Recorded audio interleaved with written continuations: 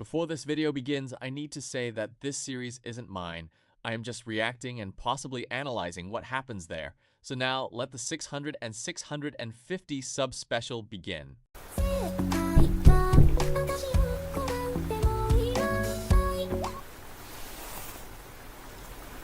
ドアを開けて。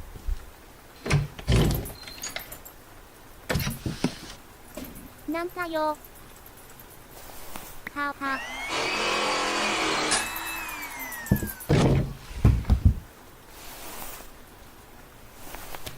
猫ちゃん、抜かさないよ。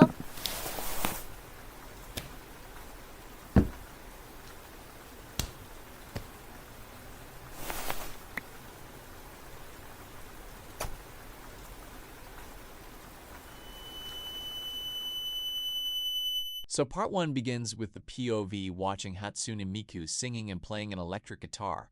I think that is an electric guitar. I don't know, they all almost look the same. Also, I have no idea who the POV is, but if I had to guess, it's probably Suyuzo C. Anyway, as they are watching the Kagero Days or Magical Mirai from 2014, also just to clarify, I'm a new gen Vocaloid guy, so I might get this wrong, so correct me in comments if I'm wrong. Anyway, back to this.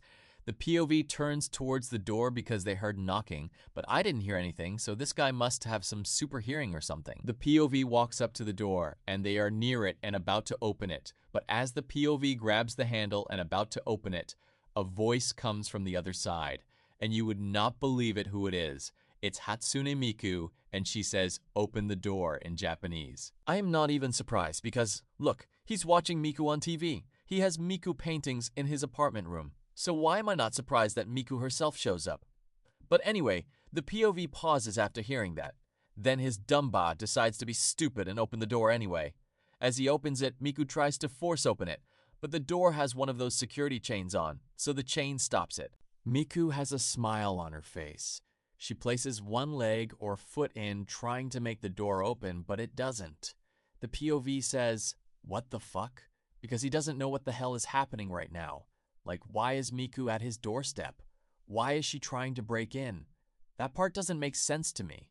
Why is Miku trying to break into his room specifically out of all the other ones? I don't know. Probably the paintings and the TV got her attention. Then her hand gets in. Then when she notices the chain, she don't looking very happy about it. Miku, it was in front of you the whole time. Like, are you blind? Did the chain do the John Cena emote or something until now or something? Anyway, like I said, Miku is not very happy about the chain, so she pulls out a handsaw, laughs cutely while pulling it out. Then Miku proceeds to cut the chain in half, and POV takes like a second to react and tries to close the door, but this girl Hatsune Miku is stronger than she looks. This girl managed to keep the door open while still cutting the chain until it broke. So is Miku really stronger than she looks? Or is the POV that weak? If he really is that weak, then Sonia needs to hit the gym, cause there ain't no way this is actually dead ass. Anyway, the chain breaks and Miku kicks the door open and POV gets knocked back or down, like the whole hallway leading to the door. Then POV looks up at the door and Miku. And then Miku looks up at him with her smile back. Then POV is too coward to get up and tries to crawl away, but then Miku tells him, "Kitty, you can't run away." Are we dead ass, Kitty? POV keeps moving until Miku reaches him. She's not running. Miku is simply walking towards him in no rush. Miku grabs POV by his cheek gently and turns him around to face her. They're looking at each other. POV rises both arms, trying to defend himself, but Miku grabs his right arm gently and puts it down for long enough to make sure it won't do anything. And POV tries to high her with his left hand, but Miku blocks it like no effort wasted. Then she places his left hand down on the floor. Then Miku pulls out a syringe with God knows what the substance is called. POV shakes his head like, "Oh hell nah, don't put that in me." Miku had the smile the whole time, by the way. Then Miku blinked and her pupils turned to hearts. Like, girl, you broke into his room, knocked him down onto the floor, and now you in love with him? How does that even work, twin? Miku had her right hand on POV, and then she injected POV with the sleeping substance. POV shook his head when it happened. Then ringing noise went in his ears, and as his eyes were closing, Miku used her hand to cover them to make POV fall asleep. Oh, and Miku's heart pupils remained the same for part 1, by the way. Okay, so that was part 1 of Miku Wants to Play With You series. That's what it was called, by the way. I'm trying to have all 4 parts up before Miku's birthday, but I don't think I'll manage to get them all up on time, so I might be late to the full thing. So I want to mention dumb moves in there. First, why didn't POV at least step back when Miku was trying to break in?